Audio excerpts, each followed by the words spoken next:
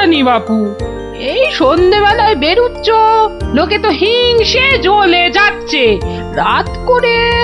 আহা, বেদে পাড়ার বেদে বেদেনীরা এসেছে রাজামশাইকে নাচ দেখাতে। রাজামশাইয়ের হুকুম, আমাকে সেখানে থাকতে হবে। ওই মন্ত্রীটাও তো থাকবে, ওটা তো তোমায় দু চোখকে দেখতে পারে না, খালি রাজা মশাইয়ের কান ভারী করছে। হ্যাঁ, আরে না না, মন্ত্রী মশাই থাকবে না, ওই নাচটা ওর মাথায় ঢোকে না, বুঝলে, খালি কুটকচানি। গোপাল দাদু, ও গোপাল দাদু, গোপাল দাদু আছো? গোপাল দাদু, কে রে, কে? আমরা দাদু, পুটি, ন্যাপলা, আমি গুলটে। আমিও আছি ভারমশাই, আমি বিজ্ঞানী। বুঝেছি বুঝেছি, আমার নাতি নাতনির বাহিনী হাজির, আর ওরা এলে তো তুমি আসবেই। শিং ভেঙে বাছুরের ঢালে ভিড়ে খালি গল্প শুনবে। আজ কিন্তু তোমার গল্প শুনতে আসিনি ভারমশাই, বিরাট সমস্যা। সমস্যা? গোপাল ভাঁড়ের নাতি নাতনির সমস্যা? এ তো বড় আজব কথা। হ্যাঁ, আজব কথাই তো, ভয়ানক সমস্যা। না, কেউ হদিশই করতে পারছে না। এই এই গুলটে, বল না খুলে। দাদু রোজ রোজ রাত্রিরে ঠাকুমা রান্না বান্না ছেড়ে গুছিয়ে রাখে, কিন্তু কিন্তু খাবার সময় দেখে সব খাবার হাওয়া, পোস্তর বড়া, ধোকার ডালনা, মোচার ঘন্ট। থাক থাক থাক, তা গুলটেদের বাড়ির সামনেই যে বেদের নাচ হচ্ছে রোজ সন্ধ্যাবেলায়।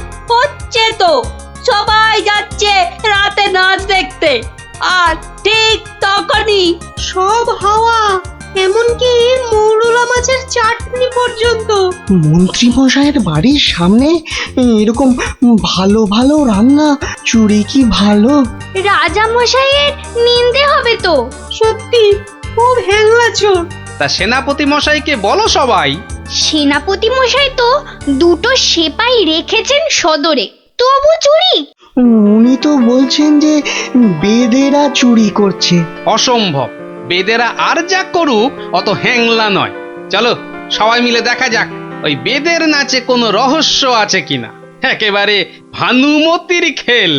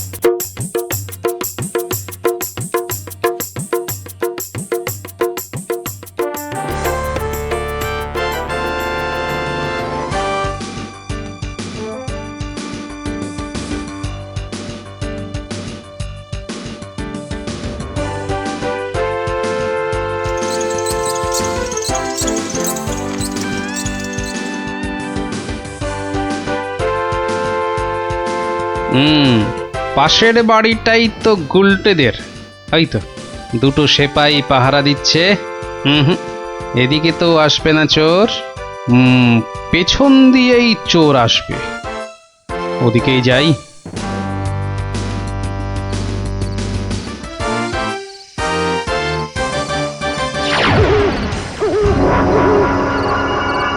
বাপরে, ওটা কেঁপে গেল।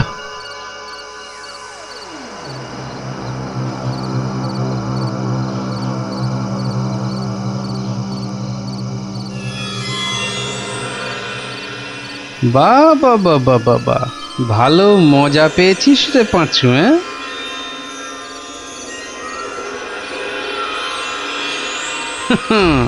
বারবার ঘুঘু তুমি খেয়ে যাও ধান, এইবারে ঘুঘু তোর বধিব পরাণ। যদি না পারি গোপাল ভাঁড় তার কান কেটে ফেলবে।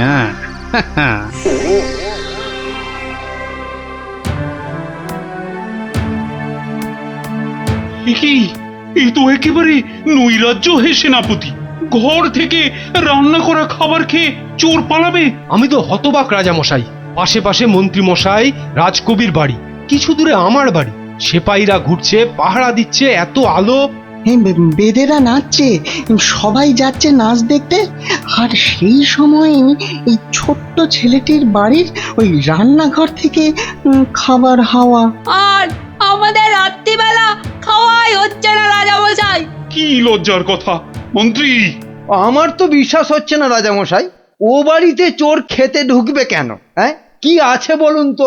মোচার ঘন্ট, নয় পোস্তর বড়া, আমের চাটনি, মাছ নেই, মাংস নেই, পান্তুয়া নেই। তবু চুরি হচ্ছে মন্ত্রী মশাই, মনে হচ্ছে হ্যাংলা চোর। কি আজে বাজে বকছো মহারাজ, আমার কিন্তু বিশ্বাসই হচ্ছে না। সে আবার কি? রোজ রোজ চুরি হচ্ছে আর তোমার বিশ্বাসই হচ্ছে না? এই ছোট্ট ছেলেটা মিছে কথা বলতে কি রাজসভায় এসেছে? তোমার মগজে যে কি আছে? রোজ সন্ধেবেলায় বেদের নাচ চলছে, সব লোক ভিড় করছে, মশালের অত আলো, অত সেপাই, তারপর আপনি নিজে ছিলেন কাল ওখানে। কে চুরি করবে? হ্যাঁ, কে চুরি করেছে তো জানা নেই মন্ত্রী মশাই, চুরি হচ্ছে এটাই বড় কথা। এই যে গোপাল, এ তো মহা সমস্যা হয়েছে। এত আলো, লোকজন, সেপাই, বাইক, তবু চুরি হচ্ছে। হতেই পারে না, হতেই পারে না। নিন্দুকেরা আপনার নিন্দে রটাচ্ছে রাজামশাই। নিন্দং করিচ্ছন্তি নিন্দুকা। পদ্য করে বলতে গেলে বলবো, অকারণে নিন্দে করে দুষ্টু লোক যত, রান্না চুরি করবে এমন সাধ্যকার কত। ভালো হয়েছে না? দেখছেন মহারাজ, সবাই বলছে খাবার দাবার চুরি সব মিথ্যে। কিন্তু একটা বাচ্চা ছেলে। গোপাল, গোপাল, আহা, কি করবে বলো? আমি বলি কি মহারাজ, হুকুম দিন যে ওই গুলটেদের বাড়ির সামনে আলো জ্বলবে না, সেপাই থাকবে না, রান্না বান্নার পর কেউ বাড়িতে থাকবে না। সে কি? তাহলে তো চোরের মস্ত সুবিধে। হোক সুবিধে, হোক সুবিধে, মিছি মিছি নালিশ করার এই শাস্তি হোক। কি বলেন মন্ত্রী মশাই? একেবারে উপযুক্ত শাস্তি হয়েছে। মিথ্যে নালিশ, কি আস্পর্ধা! সেনাপতি মশাইয়ের কি লজ্জা! এই যে ভূতের মুখে রাম নাম, হ্যাঁ, তা যা বলেছেন।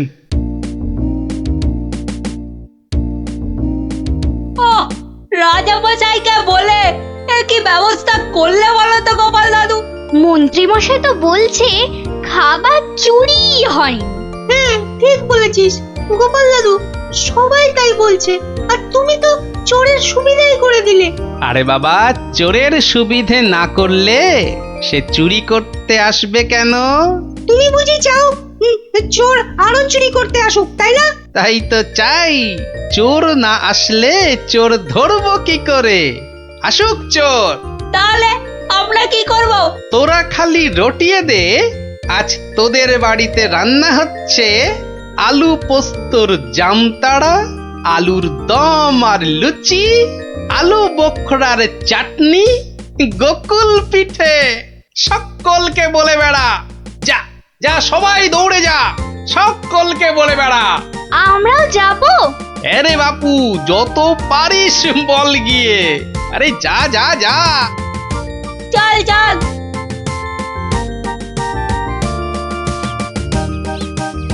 এই বিজ্ঞানী, তুমি থেকে যাও। সব তো বুঝতে পারলাম না গোপাল। এটা তো বুঝেছ, হ্যাংলা চোর আবার আসলে তবে তাকে ধরা যাবে। সেটা বুঝেছি, তাই তো অত রান্না বান্নার কথা প্রচার করতে পাঠালে।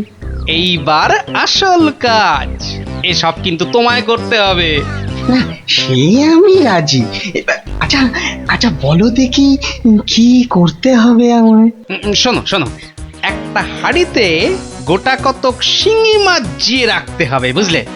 শিঙি মাছ? বেশ বেশ, তারপর? আরেকটা হাঁড়িতে করে ওই গোলা গোবর আর কাদা। হ্যাঁ, গোবর আর জল বিচুটির পাতা। ওরে বাবারে, এই যে কি করতে চলেছো গোপাল? এই কি বলছো গোপাল? এই শিঙি মাছ, গোবর, জলবিচুটি এসব দিয়ে চোর ধরা যাবে? আরে যাবে যাবে, তুমি এখন দেরি না করে জোগাড় করো দেখি। আমি যাই মহারাজের কাছ থেকে ঘুরে আসি।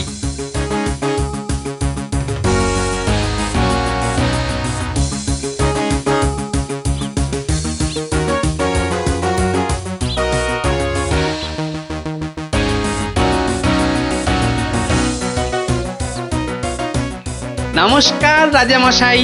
কি ব্যাপার, এমন অসময়ে রান্নাচোর ধরা পড়লো বুঝি? কি করে বুঝলেন মহারাজ? তুমি যখন গায়ে পড়ে চোরের সুবিধে করে দেওয়ার ব্যবস্থা করলে তখনই বুঝেছি। বুদ্ধি বাতলেছ নিশ্চয়ই একটা। আজ রাত্রিরেই একটা ফাঁদ পেতেছি রাজামশাই, চোরের ফাঁদ। ধরা তাকে পড়তেই হবে। বুঝেছি, আমাকে সাক্ষী রেখে ধরবে তাকে, তাই তো? আপনি বুদ্ধিমান। আপনাকে আমি কি বোঝাবো মহারাজ? এই খুব বড় চোর ধরা পড়বে বোধ হয়। সে জানি না, তবে চোর ধরা পড়বেই। চোরটা মহা হ্যাংলা তো। খাবারের কথা শুনলেই লাল ঝরে। যদি সত্যি সত্যি চোর ধরা পড়ে তাহলে খুব ভালো লাগবে। হ্যাঁ, আমার প্রজাদের খাবার চুরি করা আমি একদম সহ্য করি না গোপাল। শুধু ওই মন্ত্রীটা বললো নাকি সব মিছে কথা। ওসব কথা থাক মহারাজ, চোরকে ধরে আপনি প্রমাণ করে দেবেন মহারাজ কৃষ্ণচন্দ্র মন্ত্রীর বুদ্ধিতে চলেন না, তার হাজার চোখ। সত্যি বলছো গোপাল? ওই সুটকে গুঁপো মন্ত্রীটাকে প্রমাণ করতেই হবে ওটা একটা ভুঁদা মন্ত্রী।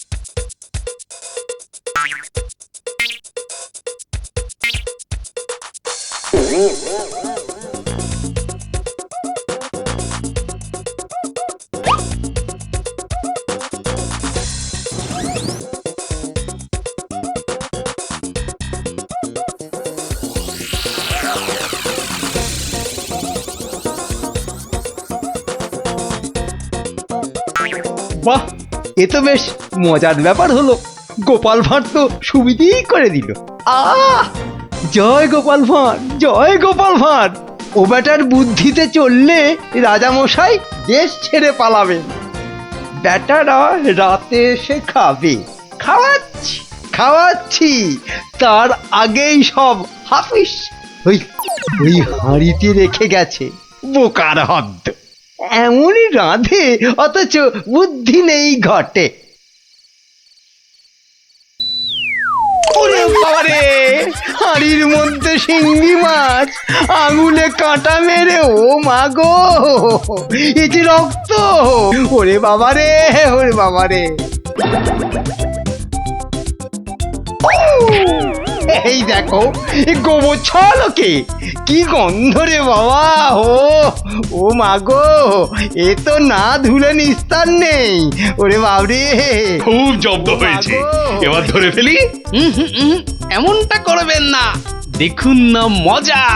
ওই দেখুন, পুকুর ঘাটে যাচ্ছে। আসুন আসুন। ও মা গো, শুধু বিচুটির পাহাড়। চলে গেলাম, চলে গেলাম। ধরা পড়েছে, ধরা পড়েছে।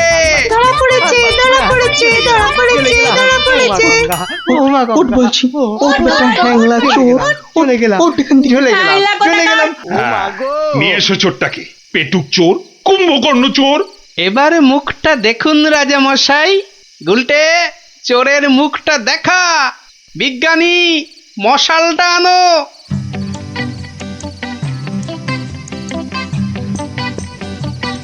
এটা কি রে? আজ্ঞে আমি মন্ত্রী!